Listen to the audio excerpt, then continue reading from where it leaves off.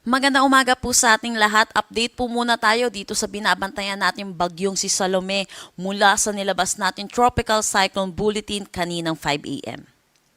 So itong si Salome ay nag-intensify into a tropical storm category kaninang 2 a.m. at ito'y huling namataan over the coastal waters ng Sabtang, Batanes. May taglay na lakas na hangin na 65 kilometers per hour malapit sa sentro at 90 kilometers per hour na pagbugso. Ang kanyang kilos ay south-southwestward sa bilis na 20 kilometers per hour.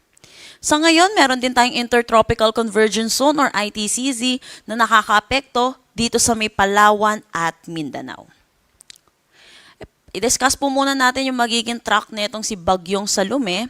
So yun po kung makikita natin dito sa ating nilabas na forecast track, lumapit po ito dito sa may Batanes at hindi po ito naglandfall. Yung sentro po niya ay lumapit dito sa may Batanes. At inaasahan din natin, ito ay magwi-weekend into a tropical depression category at ito po ay magko-close approach din or lalapit yung kanyang sentro dito sa may Babuyan Islands ngayong umaga. At over Ilocos Norte naman mamayang tanghali or mamayang hapon. At inaasahan din natin magwo-weekend din ito into a low pressure area bukas bago po ito lumabas ng ating Philippine Area of Responsibility. At inaasahan pa rin po natin bilang low pressure area, posible pa rin naman po ito magdala ng mga pag-ulan, yung kanyang mga kaulapan dito sa may eastern section ng ating bansa. Kaya patuloy po tayo magmo-monitor at tutok po tayo sa updates na nilalabas ng Pag-asa. Dahil po nag-intensify ito into a tropical storm category, ang pinakamataas po nating tinataas ay signal number 2. Signal number 2 tayo dito sa may Batanes. Signal number 1 naman dito sa western portion ng Babuyan Islands, northwestern portion ng Ilocos Norte. Mag-ingat po ang ating mga kababayan dahil po sa mga malalakas na bugso ng hangin. Hinggil naman sa magiging paulan netong ni Bagyong Salome, inaasahan po natin ngayong araw ang 100 to 200 millimeters of rain dito sa may Batanes. At inaasahan naman natin bukas habang papalayo ng ating Philippine Area of Responsibility itong si Bagyong Salome, inaasahan natin hihina naman or mawabawasan yung mga significant rainfall dito sa Batanes, kaya't inaasahan na lamang natin ang 50 to 100 millimeters of rain. Pero ito po makikita natin, gaya po na sinabi ko kanina, magko-close approach po siya dito sa may Babuyan Islands at Ilocos Norte. Ito po yung nilabas po nating weather advisory. Ito lamang po yung possible na maka-reach po ng 100 to 200 millimeters of rain o kaya 50 to 100 millimeters of rain. Pero inaasahan pa rin po natin, makakaranas pa rin po na maulap na papawirin na may mga kalat-kalat na pag-ulan dito sa may Babuyan Islands, pati na rin dito sa Ilocos Norte, Apayao, Mainland, Cagayan, pati na rin sa may Abra.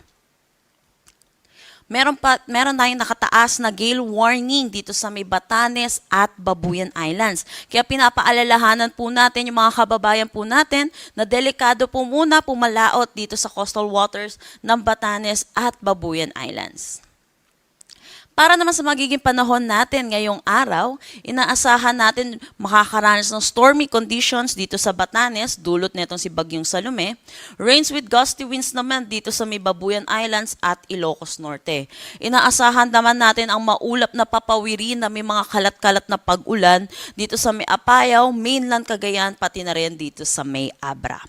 Para naman sa Metro Manila at nalalabing bahagi ng Luzon, inaasahan po natin magiging maaliwalas ang ating panahon, pero asahan din natin yung init at alinsangan lalo na sa tanghali hanggang hapon na may mga tsansa po ng panandali ang buhos ng pag-ulan lalo na sa hapon at sa gabi, dulot po ito ng mga localized thunderstorm. So kung ngayon pong araw uulan po dito sa Metro Manila, hindi po ito dulot nitong ni Bagyong Salome. Dulot po ito ng mga localized thunderstorm. Kaya ugaliin po natin i-check yung mga nilalabas ng ating mga local PRSD hinggil sa mga thunderstorm advisory.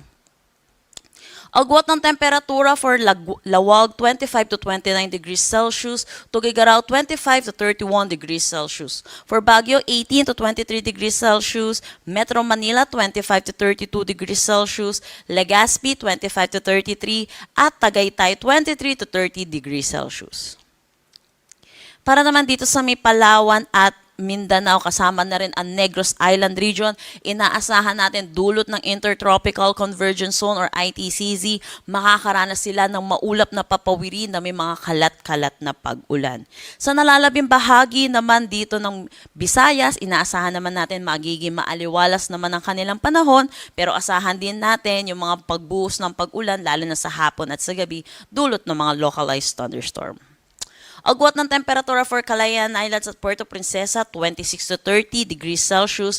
Dito sa Iloilo, 26 to 32 degrees Celsius. Tacloban, 26 to 31 degrees Celsius. Para sa Cebu, 27 to 32 degrees Celsius. Cagayan de Oro, 24 to 30 degrees Celsius. Zamboanga, 25 to 32 degrees Celsius. At Davao, 26 to 33 degrees Celsius.